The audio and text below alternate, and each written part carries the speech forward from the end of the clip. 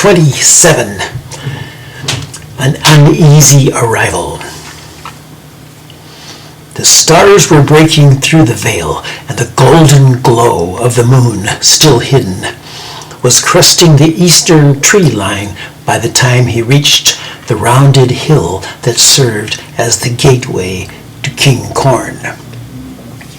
The road thrummed with echoes and dust, all the travelers having reached their destination and settled in. This gave Johnny some relief, but there was a dark worry in his thoughts and a pressing urgency to find out what was behind it. His pulse throbbed and his stomach churned as he rounded the bluff and the town came into view. King Corn was not as he remembered it. Lights hung everywhere. Golden globes from trees and poles. Illumination from the windows of houses. And the silo was gone. In its place stood a complex of low stables lit by lamps, indistinct forms moving slowly within, and a sound he had heard only once before, the mournful lowing of cows. Tents clustered in the meadow, and tables, some of them already spread with wares. Lantern glow, the quiet murmur of people settling down for the night. Johnny headed straight for the stables. There were voices there, and he thought he recognized one.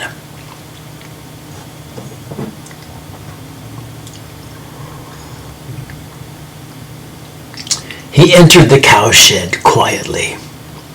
A pale glow fell on the stalls from glass globes, a kind of light he had seen often in the other world, but never before in this one. There were 7 cows, each in a separate stall. At the farthest stall, a young black and white bull stood, and a man and a woman were tending him.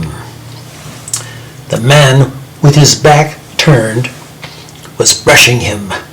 The woman was tying little ribbons in his short hair. The woman looked up.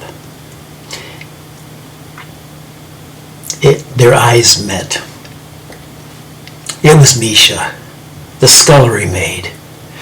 Her eyes grew large and her mouth dropped open. She tugged at the man's sleeve. "Burly, look!"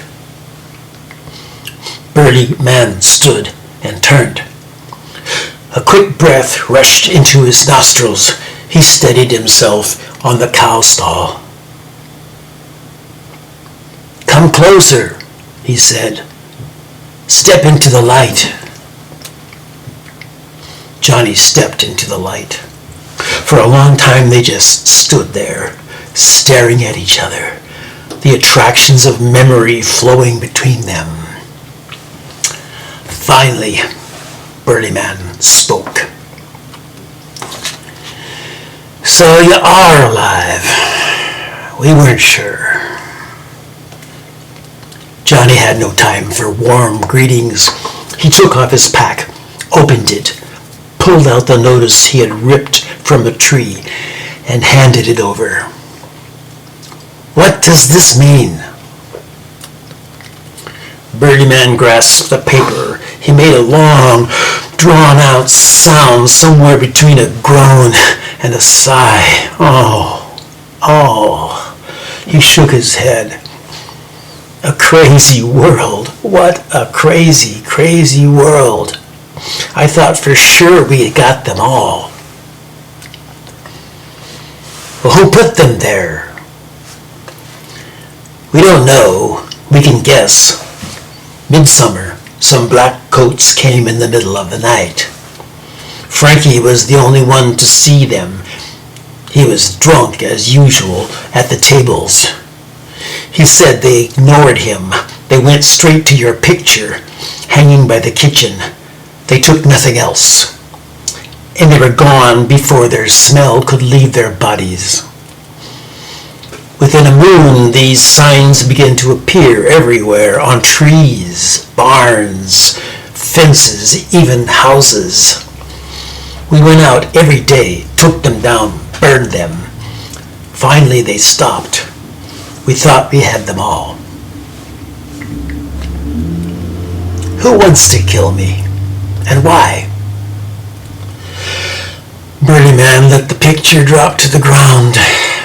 His face relaxed, and he almost smiled. Maybe you know the answer to that question better than me. I only know the stories they are told, and you can't believe every story. What have you done, Johnny Arcane? It was like Burly Man had dreamt this question for countless sleepless nights, but only now was he able to ask it. Johnny didn't have to rake through his memories for the answer. He had done many things, but only one pertained. The letter, he said. Lucy. She wanted me to rescue her. She wrote, "If you have to kill anyone, kill the one they call Glass Darkly." He paused, pondering the best words to form. At last he said, "I did as I was told." Wah! The mayor made a sound like he'd been hit in the stomach. He dragged his hands over his face. "We have to protect you." Johnny shook his head. "I'm not sure that you can. You have to protect yourself." "Maybe I shouldn't have come." No. This is meant to be. Stay here with us. Cornfest is tomorrow. You'll be safe. Much has changed. The silo is gone. What happened? There was an explosion last summer. The cornmeal caught on fire. It was under great pressure and the walls blew apart. We think it was intentional.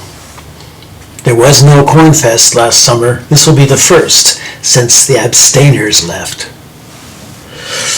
Johnny felt a shifting in his balance, like the earth settling under his feet. The events of last summer appeared through a crack in his memory. Warm sun shining on the garden, mother alive, resting on the porch in the rocker brought out from the parlor, while Johnny hoed the bean rows and harvested the long yellow carrots. He had thought of nothing. He had thought nothing of Cornfest then. It was buried under layers of memory and forgetting. And now here he was at Cornfest again, and everything so different.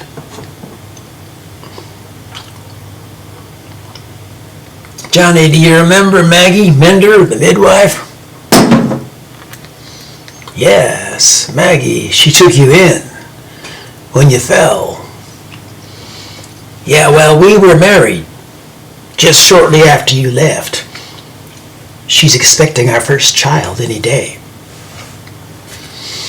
He knew he should congratulate the mayor, but he couldn't find the words. He leaned against the post. His eyes scanned the lamp-lit meadow. "The other changes," he said. "The cows, the lights." Burly Man took a deep breath and held it in his chest.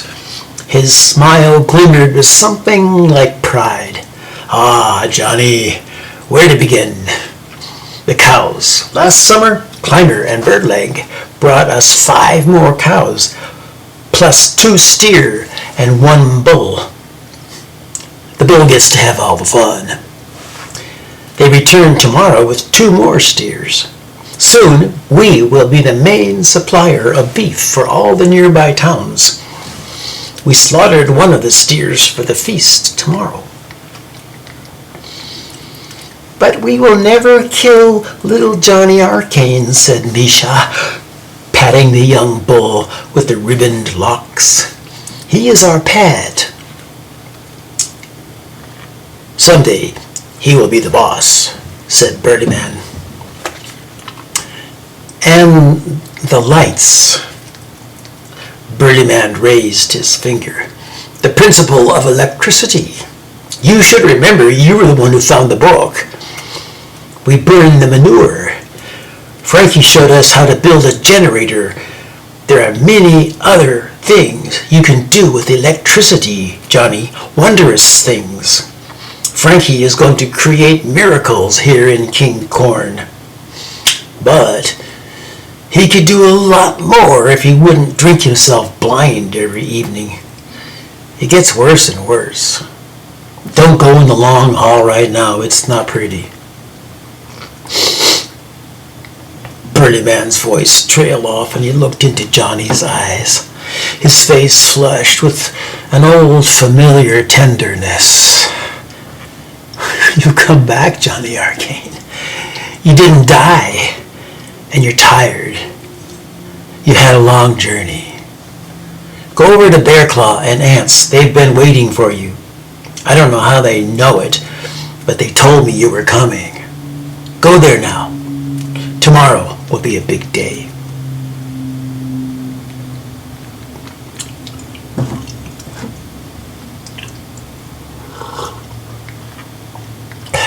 It was a short walk across the meadow to Bear Claw and Ant's little house, past the tables and the tents where the lights from the globes was slowly fading.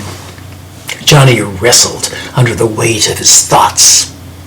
The summer had passed. The silo was gone. Black coats had entered the town, stolen his picture, and posted warrants for his death.